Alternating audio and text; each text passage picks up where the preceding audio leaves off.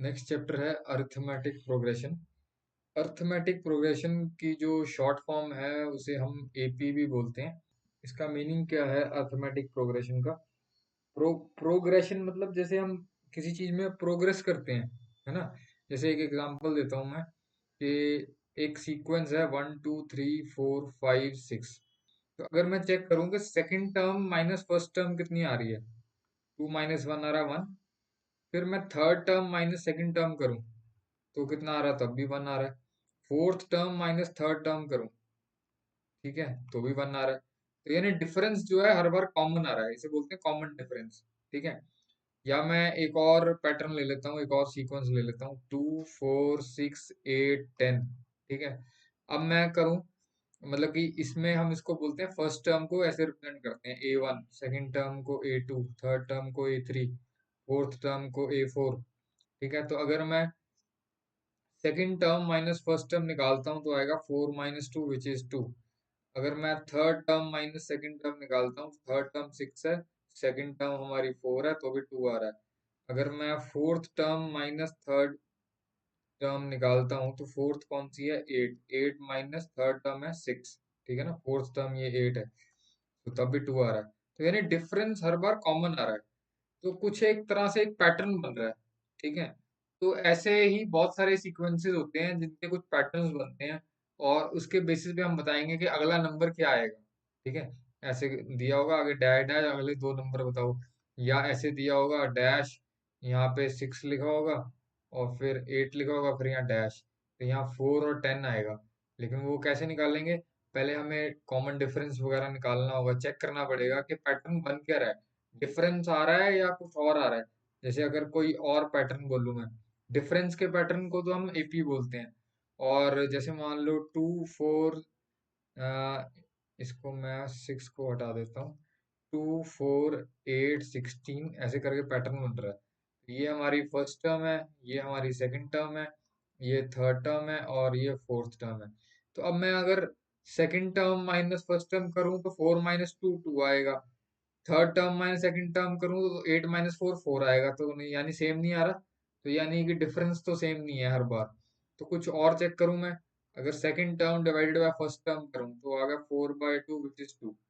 अगर मैं third term divided by second term करूं तो आएगा 8/4 विच इज 2। इस बार मैं डिवाइड कर रहा हूँ, पिछली एग्जांपल में मैं उसको माइनस कर रहा था। अब टर्म करता हूँ तो आएगा 16/8 विच इज 2। यानी कि डिवाइड कर रहा हूँ तो सेम आ रहा है, 2 आ रहा है हर बार, ठीक है। Final term divided by initial term करना है, A1/A2 नहीं करना, ना ही A1 - A2 करना है, ठीक है। A2 - A1 कर सकते हो, A2 डिवाइडेड बाय A1 कर सकते हो। जो बाद वाली टर्म है उसको पहले रखना है, दोनों केसेस में। ये तो डिफरेंस का केस हो गया, ये डिवीजन का केस हो गया। जो डिफरेंस का केस है, अगर डिफरेंस सेम आ रहा है, जैसे कि पहले एग्जांपल बताई थी मैंने, तो डिफरेंस सेम आ रहा है तो वो एपी का केस होता है, अर्थमेटिक प्रोग्रेशन। और अगर डिवीजन सेम आ रही है तो उसे बोलते हैं जीपी, जो कि हम 11th में पढ़ेंगे, ठीक है। तो ऐसे बहुत सारे सीक्वेंसेस होते हैं जिनमें कुछ ना कुछ पैटर्न होता है। तो ये सिर्फ 2 पैटर्न है जिसमें कॉमन डिफरेंस की बात कर रहा हूँ, और एक में इसे बोलते हैं कॉमन डिफरेंस डी।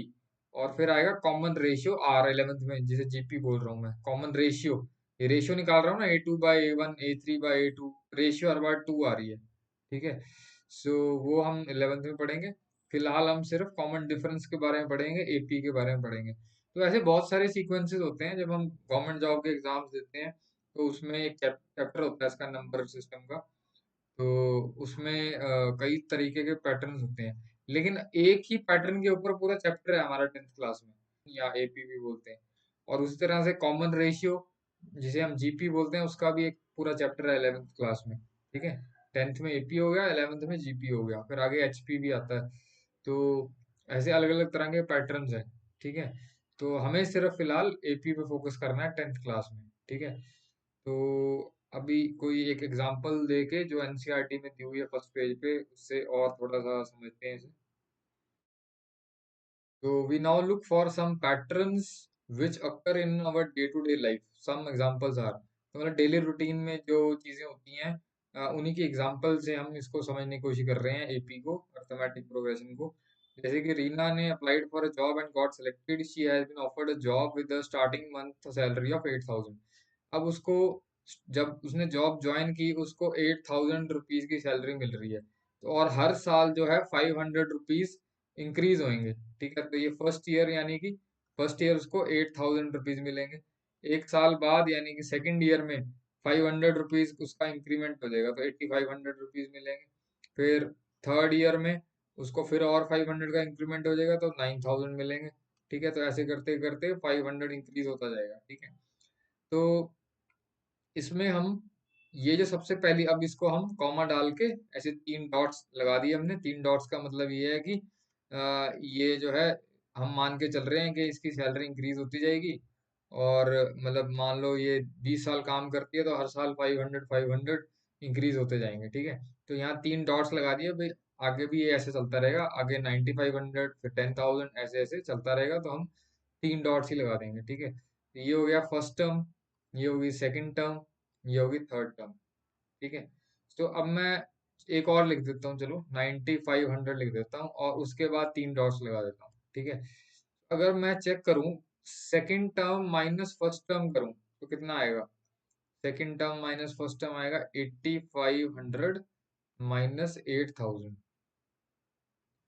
ने जो यहाँ पे सीक्वेंस लिखी है वो मैंने दोबारा से लिख दी, बस एक टर्म एक्स्ट्रा लिख दी। ठीक है, और तीन डॉट बाद में लगा दी। तो ये हमारी फर्स्ट टर्म होगी, ये इसको सेकंड टर्म ले लिया, ये थर्ड टर्म, ये फोर्थ टर्म। ठीक है, सबस्क्रिप्ट होता है, मतलब पैरों में ऐसे लिख देते हैं, सामने नहीं लिखना।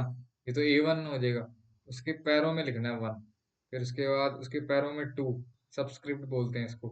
तो ये हो गया first term, second term, third term, fourth term, चार टर्म्स लिखी है मैंने अभी। ठीक है, अब मैं क्या करने की कोशिश कर रहा हूँ, final next term minus previous term, फिर A3 माइनस A2, मतलब next term minus previous term.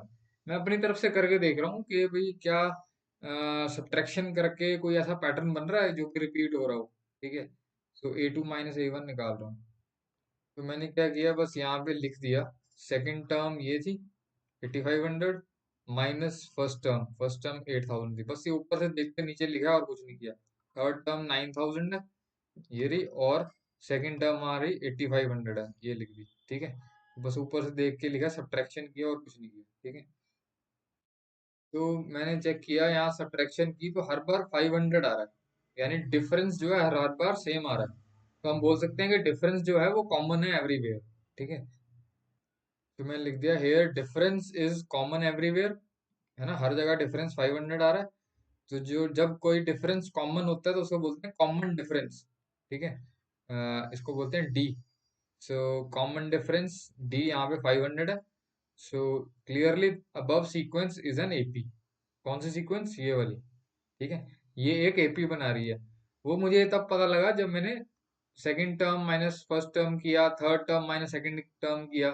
तो यहाँ पे तो जैसे दो किए हैं, कम से कम तीन बार कर दो difference, fourth term minus third term तक कर दो, फोर्थ टर्म तक कर दो। ठीक है, ठीक है, तो कम से कम तीन बार करके दिखा दो। ठीक है, कई बार क्वेश्चन, कुछ क्वेश्चन आएंगे स्टार्टिंग में, उसमें लिखा नहीं होगा कि वो एपी है या नहीं है, हालांकि चैप्टर तो ये एपी का है, लेकिन उसमें पूछा होगा कि ये सीक्वेंस एपी है या नहीं है। ठीक है, अगर वो एपी होगा तो क्वेश्चन में लिखा होगा this is an AP, question में ही लिखा होगा, फिर हम एपी के फॉर्मूले लगा सकते हैं, अदरवाइज नहीं लगा सकते। ठीक है, तो वो हमें चेक करके देखना पड़ेगा। तो कॉमन डिफरेंस 500 है, clearly above sequence is an AP. और एग्जांपल लेते हैं आगे। तो एक लेडर दी हुई है हमें, ये इसका टॉप ऑफ द लेडर है, ये हो गया बॉटम ऑफ द लेडर, ये बॉटम हो गया। और इसके बीच में जो लगे होते हैं जिसके ऊपर हम, जिससे हम चढ़ते हैं, इसको बोलते हैं रंग्स।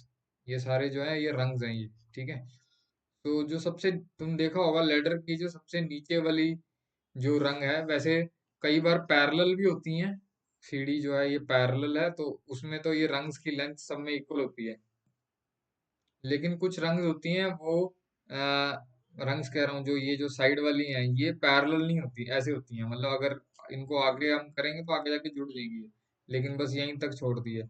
ठीक है, तो इस केस में ये जो रंग्स हैं ये वाली, इनकी लेंथ नीचे सबसे ज्यादा होती है और ऊपर फिर कम होती जाती है। इस केस में 2-2 सेंटीमीटर कम हो रही है। सबसे नीचे वाली रंग है उसका, उसकी लेंथ है 45, फिर उससे ऊपर वाली 43, फिर उसके बाद 43 के बाद 41 है, तो 2 सेंटीमीटर कम होगी 40, अगली रंग की लेंथ है 43, फिर उसके बाद 41, फिर 39, 37 करते करते 31 तक है। 2-2 सेंटीमीटर रंग की लेंथ, जो ये बीच वाली जो है रंग है, इसकी लेंथ 2-2 सेंटीमीटर कम होती जा रही है। तो ये जो है वो कहता है बॉटम रंग 45 सेंटीमीटर की है। बॉटम रंग कौन सी है? ये वाली, ये 45 सेंटीमीटर की है। Length of the rungs of a ladder decreases uniformly by 2 centimeter from bottom to top. The bottom rung is 45 centimeter in length. The length of first, second and third up to 8th rung, ये सब दे रखे हैं। ये first है, ये second रंग है, third है, ये अप टू 8th रंग की लेंथ 31 सेंटीमीटर है। मैंने क्या किया, ये जो ये वाली जो है, ये फर्स्ट, जो हमारी फर्स्ट रंग है, ये लिख दिया मैंने। ये हमारी फर्स्ट रंग है, ये सेकंड रंग है, ये अपनी 8th रंग है, ठीक है। और ये जो टर्म्स लिखी हुई हैं, ये फर्स्ट रंग की लेंथ है 45 सेंटीमीटर, यहाँ पे भी लिख दिया मैंने। सेकंड रंग की लेंथ ये जो है 43 है, थर्ड की 41 है, ठीक है। तो इसको मैंने first term, second term, third term, fourth term A4 हो गया, fifth term A5, 8th term A8 हो गया, ठीक है।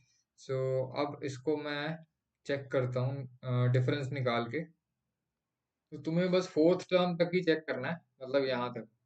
ए A2 माइनस A1 निकाल लो, फिर A3 माइनस A2 निकाल लो, फिर A4 माइनस A3 निकाल लो, ठीक है। यहाँ तक लिख दिया मैंने। यहाँ पे भी तीनों जगह -2 है ना। तो कॉमन डिफरेंस जो है वो नेगेटिव भी हो सकता है। जैसे पहली जो एग्जांपल की थी फर्स्ट पार्ट, उसमें पॉजिटिव था, है ना। जो डिफरेंस था वहाँ पे कितना था वहाँ पे, 500 का था ना, जो सैलरी जो उसकी थी। ये जो निकाला था ना यहाँ पे, डिफरेंस जो था +500 था, ठीक है।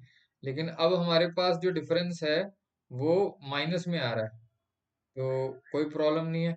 माइनस में आए या फिर डिफरेंस जीरो भी हो सकता है, या फिर फ्रैक्शन में भी हो सकता है, 1/2 हो सकता है, -3/4 हो सकता है, कुछ भी हो सकता है, ठीक है।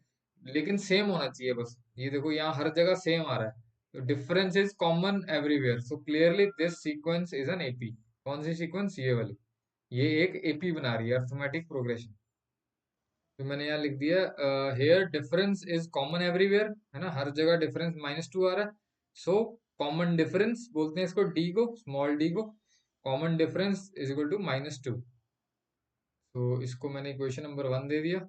सो common difference is -2, clearly above sequence in 1 is an AP. ये जो है 1 में जो लिखी है मैंने, ये एक एपी बना रही है, ठीक है। तो ये सेकंड एग्जांपल होगी एपी की। अब आगे और एग्जांपल्स देखते हैं और एपी को और डिटेल में समझते हैं। Difference between finite AP and infinite AP. AP means arithmetic progression की शॉर्ट फॉर्म है एपी। सो फाइनाइट में जैसे मैंने यहाँ पे 5 टर्म्स ली हैं। जो हमारी फिफ्थ टर्म है वो 14 है, ठीक है। फर्स्ट टर्म हमारी 2 है। तो टोटल 5 टर्म्स लिए हैं यहाँ पे मैंने। तो यहाँ पे मैंने कोई भी 3 डॉट्स नहीं लगाई, है ना। जैसे यहाँ ये जो सेकंड एग्जांपल देखो, यहाँ पे 3 डॉट्स लगी हुई हैं। तो 3 डॉट्स का मतलब होता है इनफाइनाइट एपी, मतलब ये चलती जा रही है, कॉन्टिन्यूस है, ठीक है। तो मतलब जो भी इसका कॉमन डिफरेंस होगा वो ऐड करते लोग पिछली टर्म में। जैसे 1 में 2 ऐड किया 3 आ गया, 3 में 2 ऐड किया 5 आ गया, 5 में 2 ऐड किया 7 आ गया। तो ऐसे 2 2 ऐड करते रहो और आगे आगे टर्म्स निकालते रहो, ठीक है। लेकिन फाइनाइट एपी में जो सीक्वेंस है उसमें हम काउंट कर सकते हैं कि कितनी टर्म्स हैं। टोटल 5 टर्म्स हैं। इसमें हम इनफाइनाइट में हम काउंट नहीं कर सकते कि कितनी टर्म्स हैं, वो चलती जाएंगी। 3 डॉट्स लगी हैं तो मतलब वो इनफाइनाइट है, ठीक है। The sequence stops after the fifth term, making it a finite AP. And in this case, the sequence continues indefinitely and there is no specific endpoint. कोई endpoint नहीं है। तो बस सिंपल सा यही मीनिंग है difference between finite and infinite